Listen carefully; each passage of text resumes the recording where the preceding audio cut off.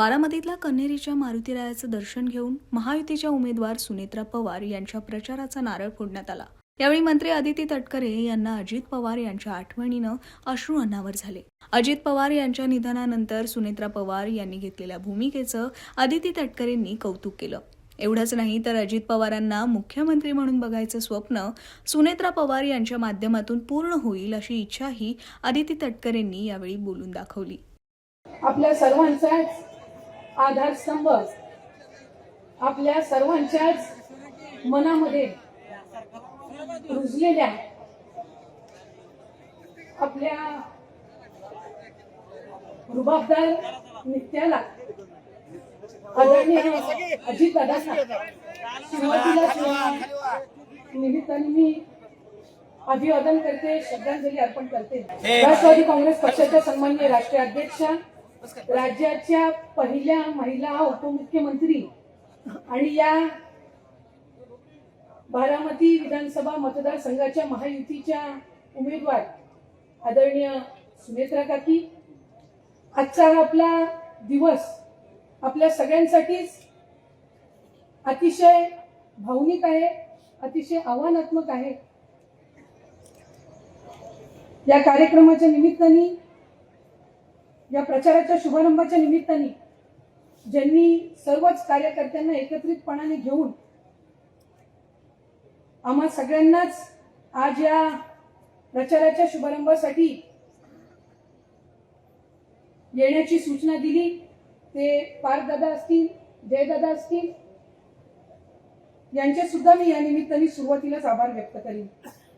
या गावामध्ये आदरणीय दादांची शेवटची प्रचार सभा 24 तारखेला झाली। जिल्हा परिषदेच्या प्रचाराच्या निमित्ताने आदरणीय दादांनी इथे सभा घेतली आणि ज्या वेळेला 28 तारखेला तो अतिशय आपल्या आयुष्यातला दुःखद दिवस त्या ठिकाणी आला, ज्या दिवशी आपण दादांना गमावलं, त्यानंतर दादांची असंख्य भाषणं आपण सगळ्यांनी ऐकली, पण इथे शेवटच्या दिवशी 24 तारखेला दादांनी केलेलं शेवटचं भाषण हे तुम्हा सर्वांसाठीच एक आठवण म्हणून कधी राहील असं आपल्याला स्वप्नातही वाटलं नव्हतं। कारण हे मंदिर, हा संबंध परिसर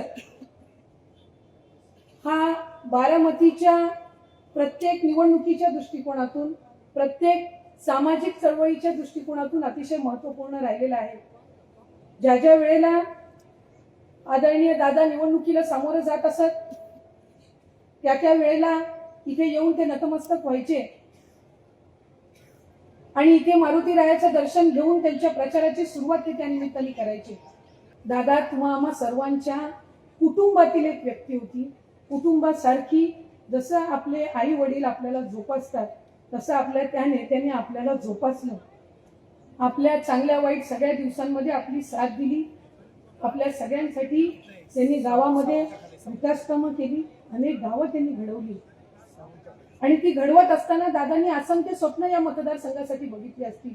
खरं तर माझ्यासारखी एक छोटी कार्यकर्ता, जसं आपण आषाढी एकादशीच्या आधी वारकरी संप्रदायातील सर्व किंवा पांडुरंगरायाचे भक्त म्हणून आपण पायी दिंडी काढत असतो, आपण वारीला जात असतो आणि तिथं पांडुरंगरायाच्या चरणी आपण नतमस्तक होत असतो।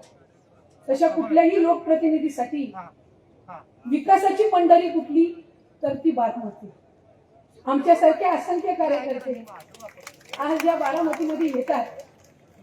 आपला मतदारसंघ आपण कसा घडवावा तर तो बारामती सारखा, म्हणजे अजितदादांच्या बारामती सारखा करावा असं स्वप्न हे आम्ही सगळ्यांनीच त्या ठिकाणी नेहमी पाहत आलो।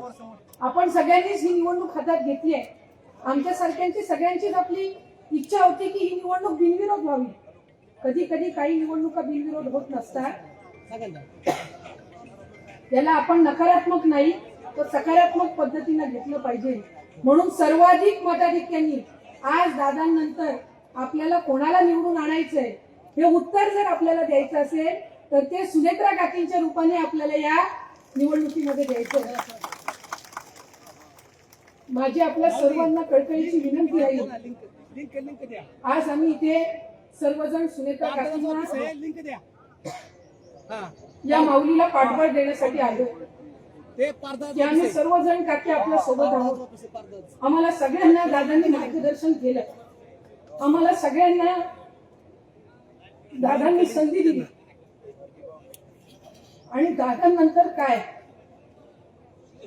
हा विचार आमच्या सगळ्या कार्यकर्त्यांच्या मनामध्ये आणि समोर असताना आपण उभ्या राहिलात, ठाम पद्धतीने उभ्या राहिलात.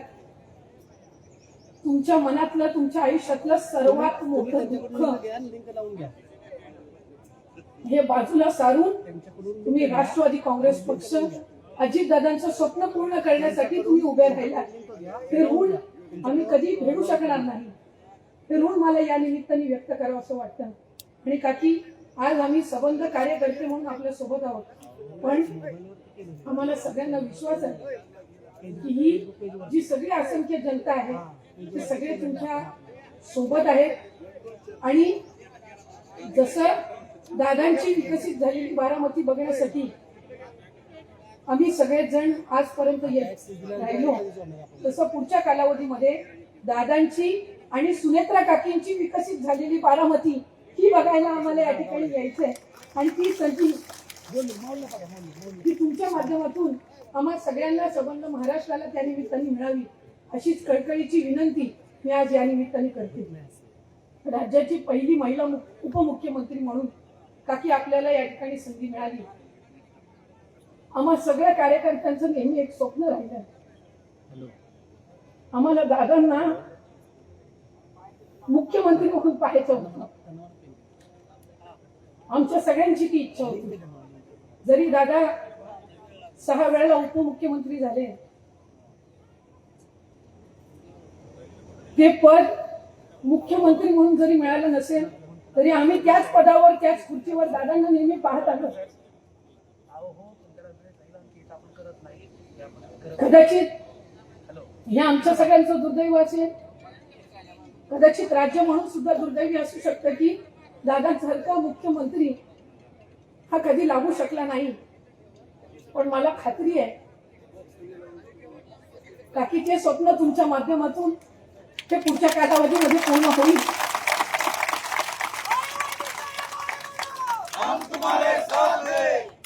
आणि ते स्वप्न पूर्ण होत असताना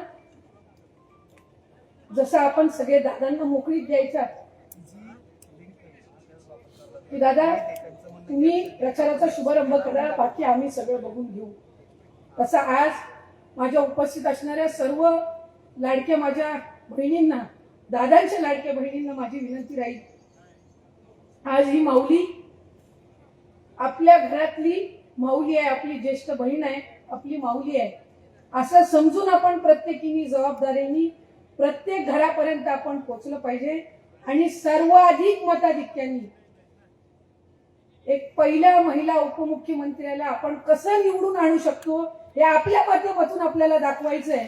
आणि तो संघ आपण सगळ्यांनी आज या प्रचाराच्या शुभारंभ प्रती आपण सगळ्यांनी तो मांडावा आणि त्या पद्धतीने आपण काम करावं अशीच एक दादांची कार्यकर्ता म्हणून मी या ठिकाणी प्रामाणिक विनंती करते.